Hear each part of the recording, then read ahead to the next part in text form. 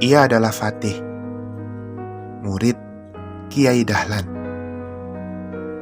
yang sehari-hari ikut mengajar bersama Haki. Ia pemuda yang berasal dari Kalimantan.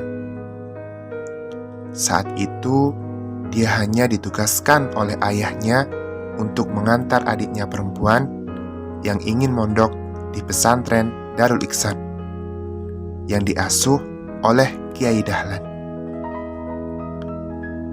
Setelah berapa bulan, dia tinggal di situ mendampingi adiknya. Tiba-tiba dirinya merasa nyaman. Akhirnya, ia bertekad menyedekahkan dirinya untuk membantu Kiai Dahlan untuk mengurusi masjid dan santrinya untuk beberapa waktu. "Assalamualaikum Kiai," Fatih sambil mencium tangan Kiai Dahlan. "Waalaikumsalam. Ayo Fatih, cepat bantu saya." "Memang ada apa Kiai?" "Haki." Kiai Dahlan sambil terkopoh-kopoh menuju mimbar, tempat di mana Haki pingsan. "Kenapa dengan Haki, Kiai?" Fatih dengan rasa penasaran dan ingin tahu ada apa sebenarnya yang terjadi dengan temannya itu. "Entah kenapa, saya sendiri belum tahu. Tadi saat saya menyalakan lampu, saya lihat dia sudah terbaring di belakang mimbar. Ternyata dia pingsan. Karena tak ada orang di masjid ini, akhirnya saya keluar cari bantuan. Dan alhamdulillah, kamu datang. Terus bagaimana ini Kiai?" "Kita bawa ke rumah saya dulu. Setelah itu, kamu ajan gantikan Haki." "Baik Kiai." Fatih menjawab dengan tegas. Kebetulan rumah Kiai Dahlan tidak jauh dari masjid. Rumah yang didesain begitu antik dan kuno. Terkesan sederhana, tapi penuh rasa keindahan. Semuanya serba terbuat dari kayu. Seni bangunan Jawa lawas yang mencerminkan ketenangan. Pot-pot kecil tertata dengan rapi. Tertanami bunga-bunga yang semerbak harumnya.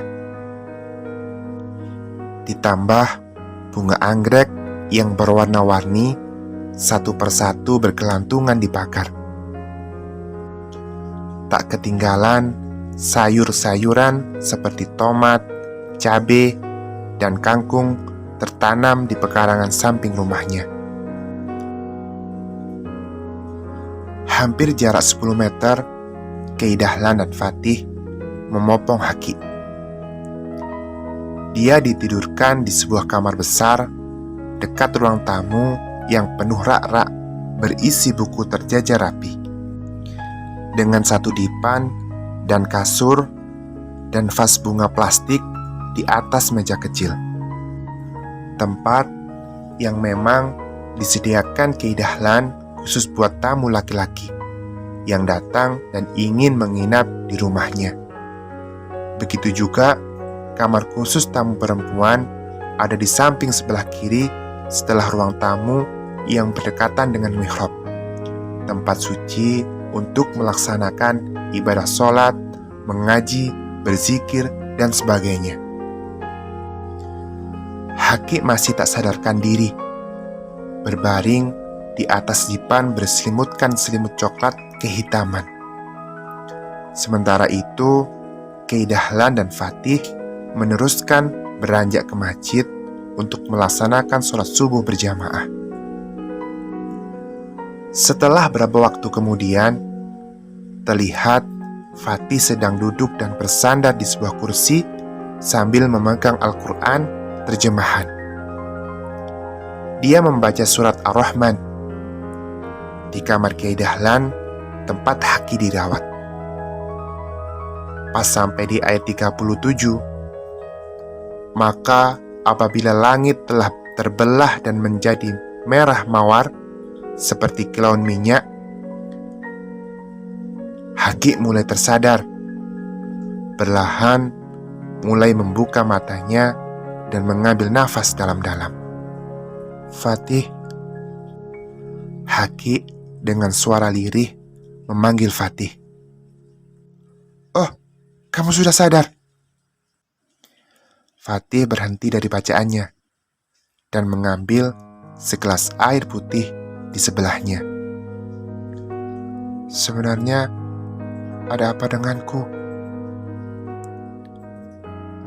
Tadi kamu sempat pingsan. Aku dan Kyai Dahlan yang menolongmu." "Ya Allah." Haki menghadapkan wajahnya ke atas sambil meneteskan air mata. "Sekarang kemana Kyai Dahlan?" "Beliau barusan pergi. Ada urusan yang harus diselesaikan. Dan beliau berpesan, untuk saat ini kamu harus istirahat dulu." "Oh iya." Fatih sambil membuka sebuah kantong kresek. "Tadi Kyai Dahlan juga menyuruhku untuk memberikan roti dan obat. Nanti setelah sholat, kamu minum ya." "Syukron, jazakumullah khairan katsir. Semoga Allah membalas kebaikanmu dan Kyai Dahlan." Haki perlahan bangun dari tempat tidurnya. "Amin." "Jam berapa ini?" "Sekarang baru jam 5 lebih 2 menit. Waktu sholat dulu masih kurang setengah jam lagi. Kalau kamu mau sholat subuh, mari aku antarkan berwudu." Fatih meroyong Haki sambil berjalan perlahan-lahan ke sebuah kamar kecil di sudut rumah Kyai Dahlan. Tanpa sengaja, mereka melewati sebuah ruangan dengan jendela yang terbuka. Terlihat seorang wanita bercadar dan mengenakan hijab kekuningan, duduk di sebuah kursi sambil menulis sesuatu di meja kerjanya. Tanpa disadari, wanita itu menolehkan wajahnya ke arah Haki dan Fatih. Lalu menundukkan pandangannya. Mereka pun sama seperti yang dilakukan wanita itu.